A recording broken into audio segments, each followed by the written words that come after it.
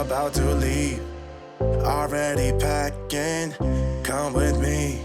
I'm not. Hello friends and enemies, welcome back to take 2 of my December wrap up. I no joke filmed it, realized I forgot a handful of books because I read so much. That I'm back. I hope you're excited. Because boy howdy am I not. No, I'm kidding. I'm actually really excited. I had what was literally my best reading month to date this month. It's bananas. So, as always, I want to preface this conversation by saying my reading and my reading habits enable these things. They are not a reflection of your reading habits or how many books you read in a month. Your value as a human being is in no way tied to this. So do not compare yourself, okay? Please, I'm begging you, don't compare yourself. I'm going to say this again when I do my 2020 stats. Do not compare your reading of 2020 to mine. I have a very specific coping mechanism. It's Animal Crossing and reading. And I can combine the two with audiobooks. So it's a lot, okay? And I don't mean that in a bad way. It's a lot. And I know it's a lot. And I know I read a lot. So I don't want anyone to feel bad watching this thinking like you didn't read enough. You 100% read enough. I currently hate myself because I have to do this wrap up with how many books I read. This was a life choice. Not really, but all right, let's get right into it instead of leading you on to this number so you can speculate. I will, as always, have links in the description box to all of the books I talk about, the videos those books are in if you want to check any of them out. And while you're down there getting any of those links, if you're not subscribed already, be sure to hit that subscribe button to come hang out with me to talk more about romance through 2021. We're gonna keep going on the journey. Not going anywhere. So yeah, in December I read 51 books. Yeah. Remember how in October I think I was like, this is my biggest? No. Nope. We just bested it. I don't know if I'll ever best this number. I'm not gonna try to be honest with you. It will just happen. Yeah. Yep. Right now is when I wish I did weekly wrap-ups. But I'm not doing those because I don't have the energy. So I read 9,389 pages, which is not a ton, but you have to realize that of these 51 books, 27 were manga volumes. 12 were audiobooks and 12 were ebooks, which I'm actually really proud of myself for having a halfway split between audio and ebook, because I definitely have been leaning very heavily towards audio in this last half of the year. I really can't focus on my Kindle page, although it's gotten better-ish.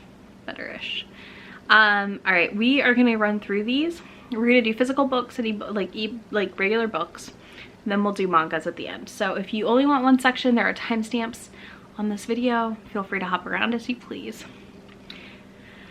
And let's kick it off. We have our first 2-star read grouping.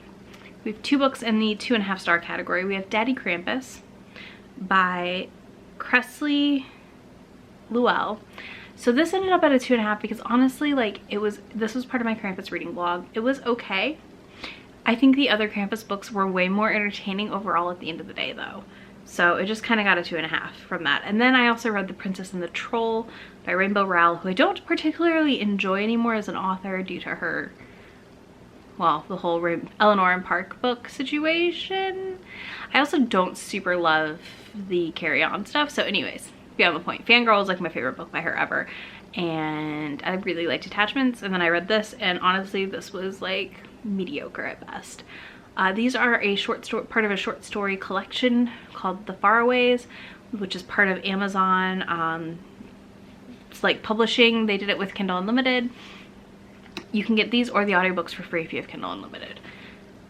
I'm gonna say I don't recommend it. All right, let's move right into my 3-star category. We have Lead by Kylie Scott.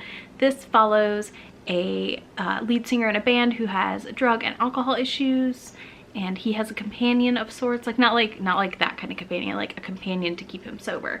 And she says she's done, she's fed up with this job, she wants to date. He keeps interrupting her dates because he actually is attracted to her and they don't want to admit it, and it's this whole thing, and it's really cute, very fun. Very solid 3-star read.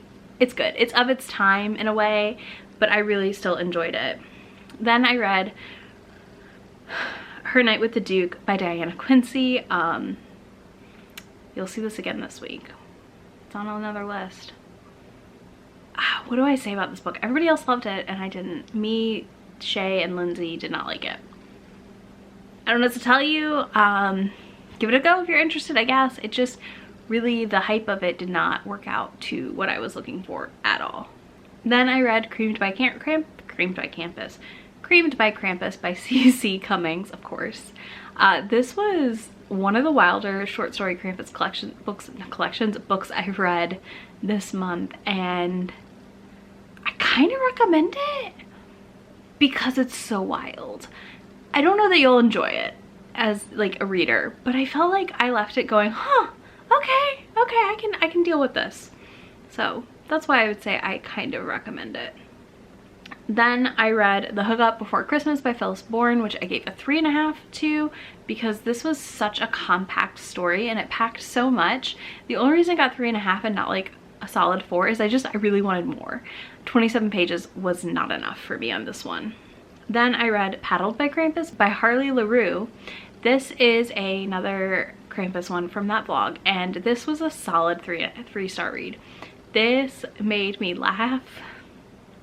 It's a weird Labyrinth inspired-esque with the names, and it really worked for me in a lot of ways I did not expect a Krampus book to. Next, Hazel and Grey by Nick Stone is also part of that Faraway collection that I talked about. This one was a solid 3.5. I don't think I've read Nick Stone before, but I really liked her writing style, and I definitely need to check out more of her books. She brought a really interesting twist on Hansel and Gretel, and I think, like, I really liked it for the most part. Again, it was kind of too short to develop the story that was happening there, but if you were gonna pick these up, the next few are the ones I would recommend. Next is The Princess Game by Soman Chani. This one was also like another 3-star read. This one was interesting because the audio on this was like a radio play. So we had like different voice actors acting out the different parts, and it's like an investigation into murders of princesses and what's going on and why is that happening. Maybe those princes are up to no good. Next we have Tools of Engagement by Tessa Bailey, which was like a 3.5. I think if the ending hadn't been like super cheesy, it would have been a 4-star for me, but the cheesy ending of this one did not work. I read this as part of the Romance Takeover readathon, and I really, I'm sad to see the series over, but I'm glad it's done. Like, I think it was like done quickly, like at a nice pace, if that makes sense. Like, I don't feel like we had to wait forever for it, but it was very cute, very fun. I really liked Bethany and Wes's story. I think that they were a great couple. I loved that she was an older woman. Y'all know I love that trope, so that part was enjoyable, but it just, the ending part was just not quite right for me. Then I read The Roommate by Rosie Ann. This was also part of the Romance Takeover readathon vlogs. I am not good with words tonight, y'all, sorry. And this was good. I think this was the case of the hype. Everyone was talking about how sex positive it was, and oh my god, it's so steamy and all this stuff, and like kind of. I mean, yeah, it's steamy for a traditionally published book. I'm not gonna deny that, but I think that I would have loved a little more to it. I really respect what Rosie was trying to do. I really love that she's bringing like a very big sex positivity vibe to her romance books, and I can't wait to read The Intimacy Experiment. Wow. Okay, leave that in if you got it out or not. But yeah, I'm curious to see how her future writing goes and what she manages. Got a lot of respect, like I said, for what was happening there. It just wasn't fully it for me. Then we have This Coven Won't Break by Isabel Sterling. I kind of wish I reread the first book, which is These Witches Don't Burn, before I read the sequel, because I don't think I remembered enough of it to really appreciate this book. I gave it a 3.5. I felt like it was a good conclusion to the duology. I really love these characters. I like the world she was building. I like a lot of the setup and all that. It just, I think I was just too detached from it by the time I got around to the sequel. All right, and then we have Me and Somebody's Son by Christina C. Jones, which I gave a 3.5 to. I really liked the setup. I think it just lacked like a little bit of the punch that some of the other Christina C. Jones I read this year had, but I still absolutely adore her as an author. What is my hair doing? Okay, I absolutely adore her as an author, and I cannot wait to read more of her books. I think she does such good Black love books, and I know she gets her on BookTube a lot, but I do think she's worth the hype. Then I read Girl Serpent Thorn by Melissa Basharut. I think I got it. I don't know. I really don't know. This was another 3.5. I really loved the Monster Princess though. Like, goals, y'all. Monster Princess, yes, sign me up. I need more Monster Princesses in my life, personally. But I do think that this lacked, like, the first half of the book was perfection, and then the second half was like not great. So that's why we ended up at a 3.5. It just really didn't deliver for me completely on the premise. Next is The Wickeds by Gail Foreman, which is also part of that Faraway collection. This was another 3.5.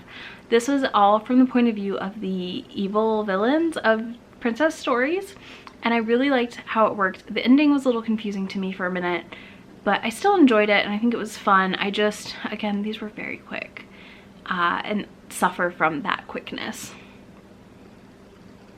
Next, I finished Deal with the Elf King by Elise Kova.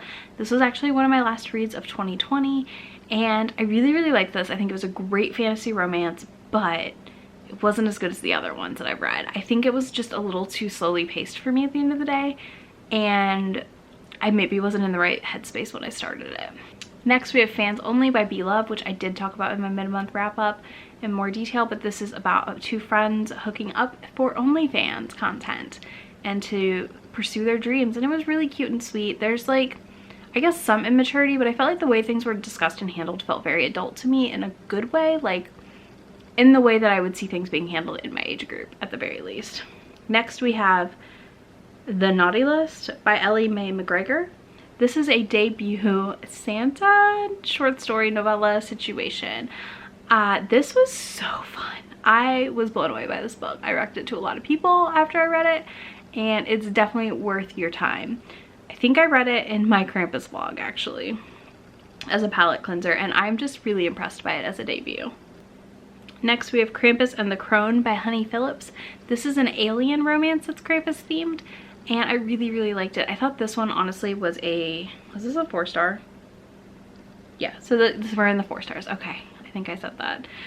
I thought this delivered really well of a setup with a Krampus alien and who is Saint Nick and that whole situation. The Crone is this lady who goes into the village as a healer and disguises herself to look older than she is for safety reasons and lives in the mountain. His ship crashes. Fun times ensues. It's just a very, very sweet book. Very sweet. Next, I read... what's her name? Then I read 'Tis Better to Want by Sonora Taylor. This is a Krampus erotic short. If you want a well-written, interesting Krampus setup, this one's it for y'all. Krampus can only come see her once a year, and it's just this whole thing about that's all she wants is him, and it was just very fun. It was very filthy and very fun. Then I read Ho Ho Ho by Rilsey Adams. Ho Ho Ho follows a lady after her divorce, and she's at a bar and she's talking to the bartender and she's making plans to like go out on the town and have some fun. Well, a year later they end up running into each other and they have some fun while she recounts her stories. Then I read The Cleaners by Ken Liu, which was the 1 4-star read from the Faraway collection. I think Ken Liu is a very masterful craftsman at writing short stories, and it didn't surprise me that his was my favorite. It definitely delivered on this premise, which is that objects and things have emotions left behind on them and memories, and these people called cleaners clean those emotions off, and his character is someone who can't feel those emotions. Okay, now for my 2 5-stars of December that were not mangas, we have The House in the Cerulean Sea by TJ Klune, which is a warm hug of a book. I loved this book immensely. I cannot get over this book. It was so good. It was so good. I talked more in depth about it in my mid-month wrap-up. Also, I just hit my tripod, so everything's off, whatever. And I really, really liked it, and I can't recommend it to you enough. The other book is Take a Hint, Danny Brown, which by Talia Hibbert, which is the second book in the Dan Brown, which is the second book in the Brown Sisters series. There's 3 books. The 3rd one comes out in the spring here. I really loved Danny and Zaf, and the more I sit on it, the more I love them. So I bumped it up from a 4.5 to a 5-star. I also talk about this more in depth in my mid-month wrap-up. So let's move on to mangas. First of all, with all the mangas, all of them except for 2 are in my manga vlog, so if you want like detailed in the moment reactions, those will be there. But I'm just gonna run through the like how many volumes I read and my thoughts on those series. So first I read Boys Over Flowers, which is a classic manga, personally a K-drama I love that has been adapted from this manga. It was kind of my intro to K-dramas, which I have to be careful of because I definitely am I get into one and like I won't sleep for 2 days until I'm done with it. So I'm very, very careful about when I do watch them, but I thought this was a solid 4-star read. It was a great intro to the series. I'm curious to keep reading more. I think my Brooklyn Public Library has all of them, so I do plan to probably check those out over the next year and to read the whole series.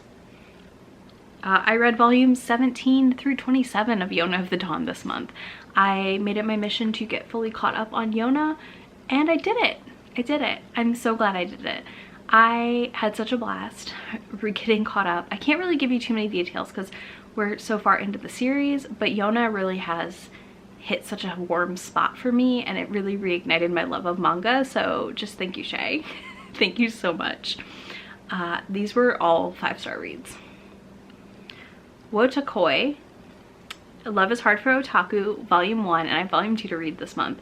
And this is a very cute slice of life manga series following 4 couples right now who are like dating and in love, and like, well, one a couple which has been dating and the other couple just started dating. They were like childhood friends, and it's just very cute.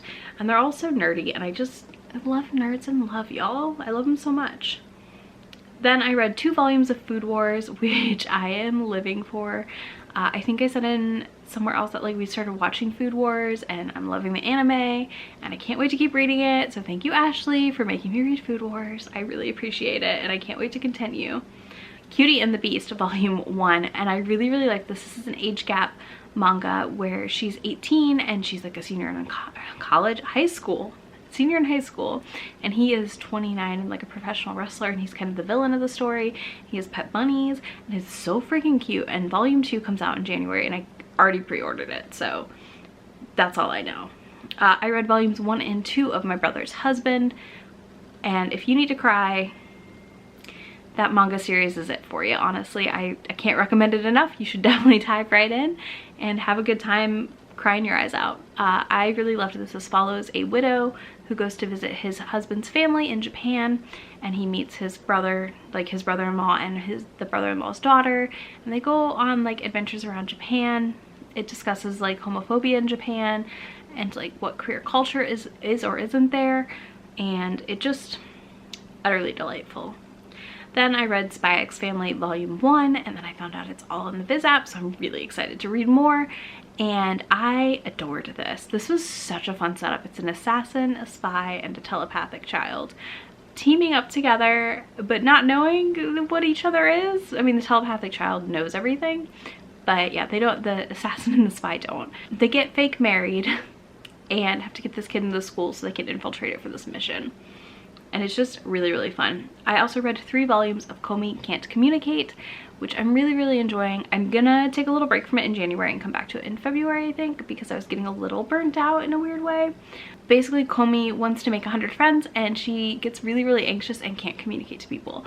So her friend is helping her communicate with people and make more friends. I also read Volume 1 of The Demon Prince of Momochi House, which is 100% everything I love in like shoujo mangas. I love when it's like these weird demon setups and like this girl inherits a house, like fruits baskets, etc. I don't know, it's always just so fun to me. And yeah, that one finished up this year, like in 2020, so I'm excited to go through and read all 16 volumes.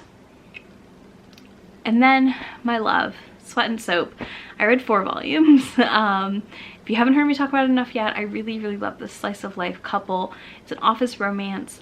She thinks she's stinky and uses all of these bath products from her work, and he smells her when she's like a little sweaty and thinks she smells amazing. And they just kind of slowly devolve, like it just follows their relationship slowly building with like wonderful communication, and it's just really, really cute. Last but not least, on New Year's Eve, I read Oh Haru Ride Volume 1. This is from Shay's a recommendation, which is where I get like 99% of my recommendations, and like anything y'all comment to me, I like put on my list to read. So I really liked this. I thought it was a really interesting setup. 2 friends from middle school get separated at one point because he moves away, and she's in high school and she sees him again, and he's changed his name and is like super rude and mean to her, and it's kind of about them finding each other again, I'm guessing. So yeah, that was it. Okay, yeah, so those were all the books I read in December. I know I went through these really fast. If you want more details on anything, let me know in the comments. I just can't see spending like all my time rehashing everything when I read that many books. Nor can I remember everything, I'm not gonna lie to you. What a great reading month. I cannot wait to dive into 2021's reading and, you know, see where it takes me. If you made it this far, be sure to drop a snowflake emoji in the description box down below, although I should do rain because that's all we're getting here. Either way, be sure to drop that emoji, or let me know your favorite book you read in December. If you want to find me anywhere on the internet, there are links in the description box to all of my social media channels, which is Twitter, Instagram, and Goodreads. You can also find links to the Romance YouTubers Discord. Come hang out with me and a bunch of other creators and viewers of RomanceTube to chat about romance. You can also find the Immortals After Dark read-along Discord server linked down below if you want to come join us. We will be reading 3 books a month from the series until we get caught up. I can't wait to see y'all tomorrow with my next video. And you'll get who won the reading competition tomorrow. So get excited. All right, I'll see y'all then. Bye. Really asking, we'll get away to a place where we don't know.